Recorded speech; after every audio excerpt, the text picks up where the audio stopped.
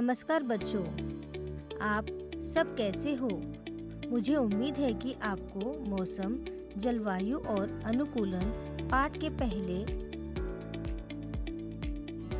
और दूसरे भागों से मौसम पर वीडियो पसंद आए होंगे। अब इस वीडियो में आप वर्षा, हवा और आर्द्रता जैसे कुछ अन्य मौसम घटकों के बारे में जानेंगे।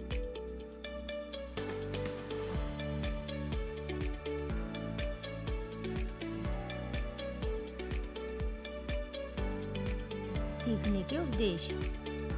इस वीडियो में हम सीखेंगे पहला, वर्षा को मापने का तरीके पर एक गतिविधि, हवा की दिशा की जांच करने का तरीके पर एक गतिविधि,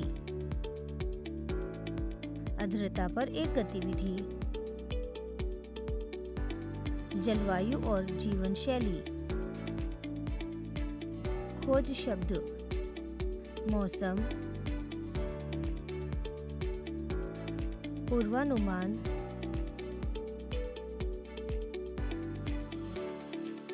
तापमान, जलवायु, आर्द्रता या नमी, अवधारणा मानचित्र।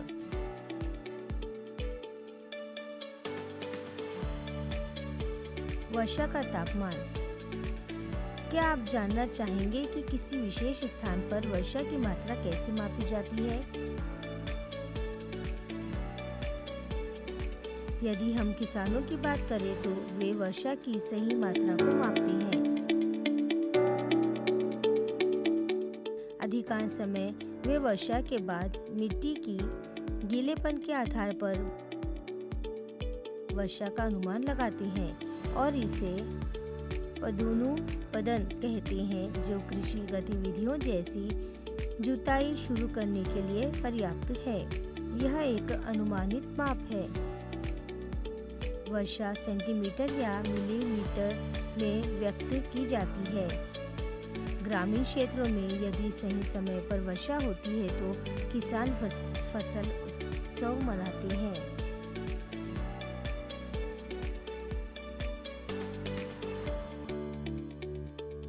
यदि आप जांचना चाहते हैं तो वर्षा की अवधि को मापने के लिए इस गतिविधि को गौर कीजिए। गतिविधि: एक 10 सेंटीमीटर चौड़ा बीकर ले और ऊंटनी चौड़ाई वाली फनल इसे लगाइए। बारिश होते समय इस उपकरण को एक खुले स्थान पर रखिए। वर्षा का पानी फनल के माध्यम से बीकर में एकत्रित हो जाएगा। बारिश रुकने के बाद बीकर में एकत्रित पानी की मात्रा को मापिए। यदि पानी की गहराई 1 सेंटीमीटर है तो वर्षा की तीव्रता 1 सेंटीमीटर है। दूसरा, मौसम विज्ञानी वर्षा मापी रेन गेज का उपयोग करके वर्षा को मापते हैं।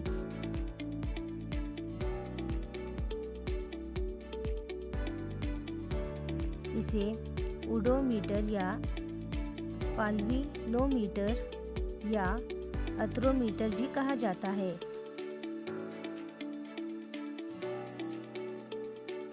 यह सब इस बारे में है कि हम वर्षा को कैसे मापते हैं।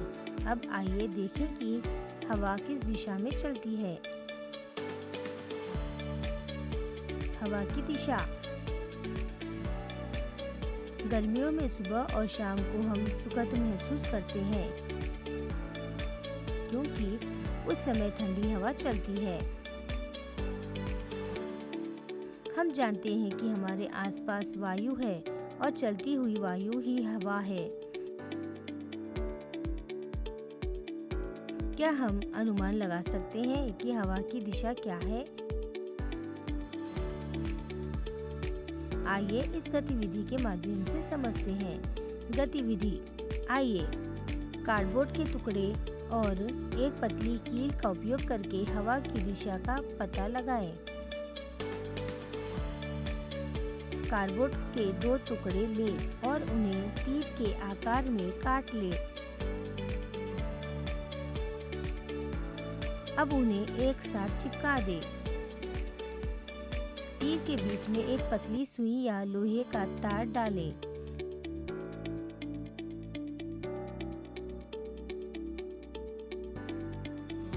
सुई लंबी होनी चाहिए ताकि इसे एक मजबूत आधार पर तय किया जा सके और तीर हवा की दिशा में घुमा सके।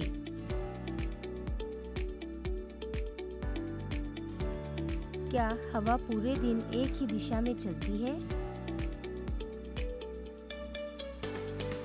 सुबह हवा किस दिशा में चलती है?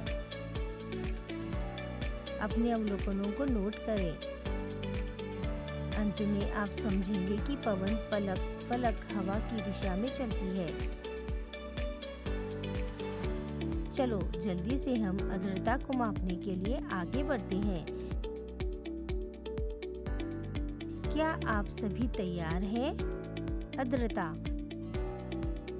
नदियों के पास के स्थानों में या विशाखापट्टनम या विजयवाड़ा जैसे तटीय क्षेत्रों में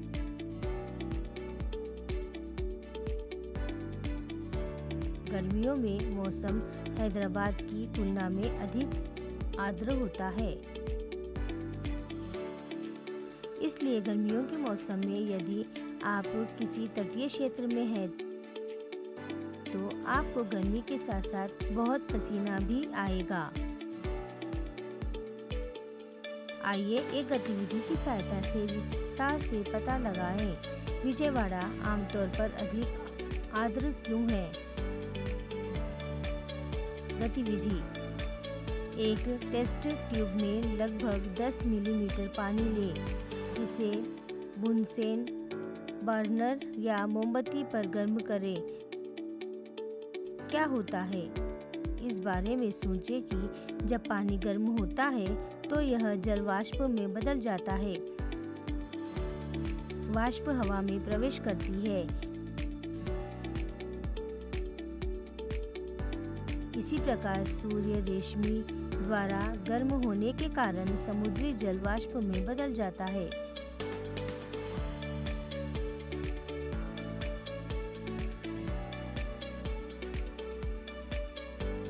हवा में नमी की मात्रा उस स्थान की आर्द्रता है। यदि गर्मी में आर्द्रता अधिक है तो हमें पसीना आता है।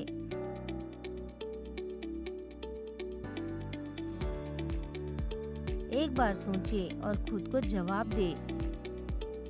गर्म और आर्द्र क्षेत्रों में लोग सूती कपड़े क्यों पहनते हैं? आप कह सकते हैं कि कपास पानी को अवशोषित करता है और ऊष्मा को खो देता है, जिसके परिणाम स्वरूप गर्मियों में शरीर ठंडा हो जाता है। किस मौसम में वायु हवा में नमी की मात्रा अधिक होती है? वायु हवा की नमी धारण करने की क्षमता उसके तापमान पर निर्भर करती है। तापमान जितना अधिक होगा, धारण क्षमता उतनी ही अधिक होगी। इसीलिए गर्मियों के मौसम में आर्द्रता अधिक होती है। क्या मौसम की स्थिति वर्षों से चक्रीय है?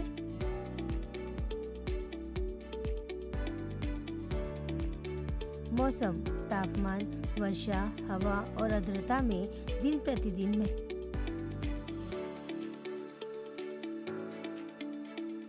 महीने दर महीने और वर्ष दर वर्ष परिवर्तन है। ये परिवर्तन मौसम के वार्षिक चक्र का कारण बनते हैं। इसके कारण इस वजह से हम विभिन्न मौसम स्थितियों का अनुभव करते हैं। हम जानते हैं कि भूमध्य रेखीय क्षेत्र में बहुत अधिक गर्मी होती है और ध्रुवीय क्षेत्रों में बहुत अधिक ठंड होती है। हम कैसे कह सकते हैं कि कोई विशेष स्थान गर्म है या ठंडा है? किसी स्थान की ऊंचाई भी इस बात को प्रभावित करती है कि कोई स्थान गर्म है या ठंडा। क्योंकि अधिक ऊंचाई पर मौसम आमतौर पर ठंडा होता है। इन सभी को विस्तार से समझने के लिए आइए इस गतिविधि को करें। गतिविधि: तेलंगाना राज्य के 2 स्थानों की मौसम रिपोर्ट, तापमान और वर्षा का निरीक्षण करें। तालिका में विशेष महीनों में पिछले 25 वर्ष के औसत तापमान और वर्षा की जानकारी दी गई है। किस महीने में अधिकतम तापमान दर्ज किया गया था? क्यों? तुलनात्मक रूप से कौन सा स्थान गर्म है? क्यों? आप कैसे कह सकते हैं कि गर्मियों में आरोग्यवरम रामकुंडम की तुलना में ठंडा है? यदि किसी स्थान पर एक ही मौसम समय समय पर दोहराता है तो इसे उस स्थान की जलवायु माना जाता है। जलवायु क्या है? लंबे समय तक, मान लीजिए 25 वर्ष तक, लिए गए औसतम मौसम के स्वरूप को उस स्थान की जलवायु कहते हैं। सामान्य तौर पर तापमान, वर्षा, आर्द्रता, हवा की गति के वही स्वरूप जो आमतौर पर लंबे समय से, मान लीजिए पिछले 25 वर्ष से किसी स्थान पर जारी है, तो उसे उस स्थान की जलवायु बताता है। यदि हम पाते हैं कि किसी स्थान का तापमान वर्ष के अधिकांश भाग में सामान्यतः अधिक रहता है तो हम कहते हैं कि उस स्थान की जलवायु गर्म है। आप कब कहेंगे कि किसी स्थान की जलवायु ठंडी है? आइए एक गतिविधि के माध्यम से समझते हैं।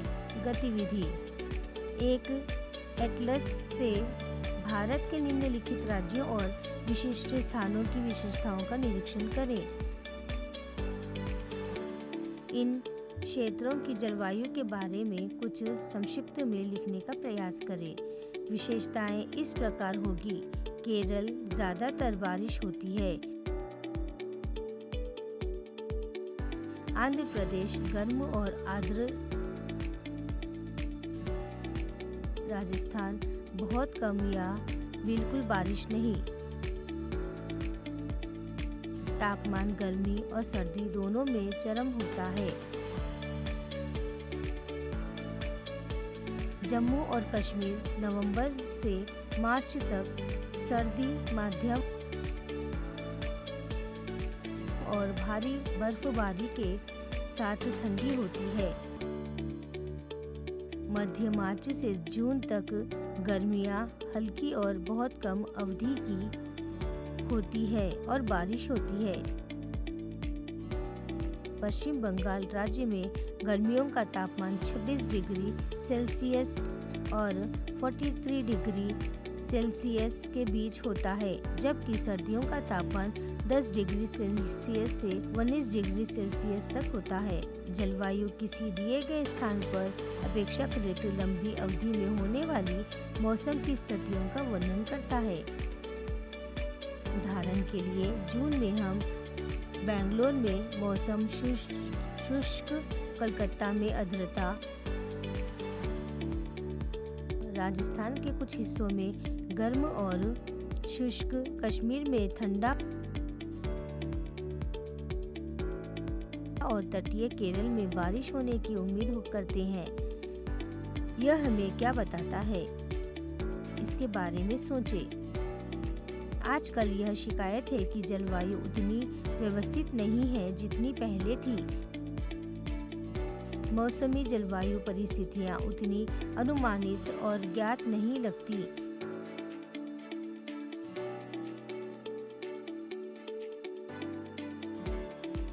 सोचिए कि इसके क्या कारण हो सकते हैं। बुजुर्गों से चर्चा करने के बाद अपने क्षेत्र में ऐसे बदलावों को उदाहरण दें। जलवायु और जीवन शैली। जलवायु हमारे दैनिक जीवन को बहुत प्रभावित करती है। हम उस जलवायु के अनुरूप अपनी जीवन शैली बदलते हैं।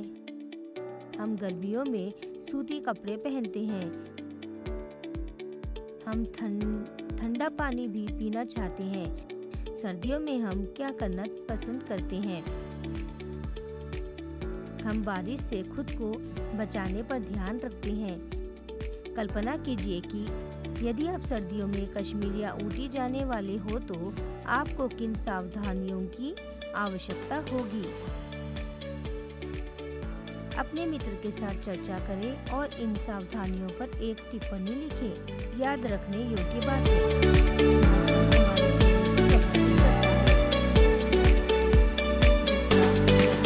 ठंड, हवाएं, बारिश आदि जैसे कारक किसी स्थान के मौसम का वर्णन करते हैं।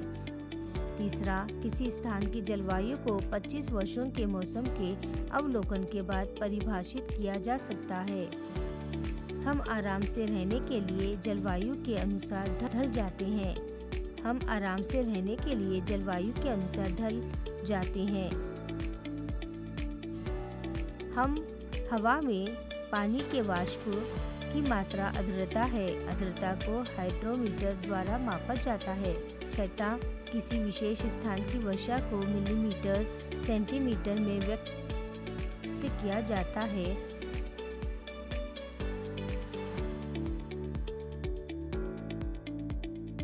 मौसम विज्ञानी रेन गेज का उपयोग करके वर्षा को मापते हैं।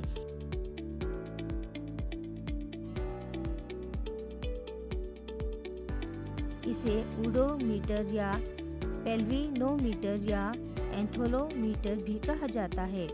हवा की गति को मापने के लिए एनीमोमीटर का उपयोग किया जाता है। हवा की नमी धारण करने की क्षमता उसके तापमान पर निर्भर करती है।